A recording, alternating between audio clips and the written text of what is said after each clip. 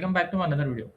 Today I'm going to show in this video how to fix Windows Defender stop working on your Windows. So before going to start the video, if you're not subscribed my channel, please subscribe. So let's start the video. Guys, if your Windows Defender stopped working on your Windows 10 or Windows 11, then I will show you a couple of steps you can try and fix this issue. In this, the first method is you just need to open your file explorer, go to the C drive, Windows, you need to find system 32.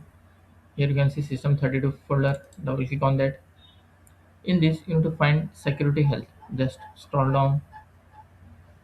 In my case, it is not showing. If in your case it is showing, just you just need to open that security health folder. In that folder, you will find another folder. You have to just delete that folder. After deleting, just close this window and restart your PC. After restarting, check hope your issue will be resolved.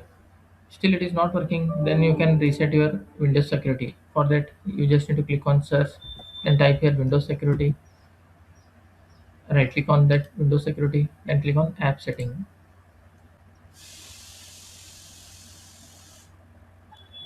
Just scroll down.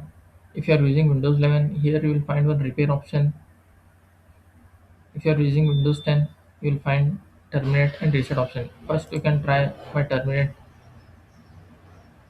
then check whether your issue has been resolved. Still it is not working, then you can try by resetting it. Just click on reset.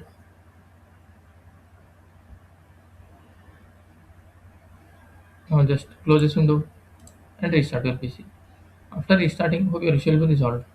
That's it guys. So this way you can fix Windows Defender stop working on your Windows 10 or Windows 11. Thanks for watching. Hope if you like this video, please like, share and don't forget to subscribe.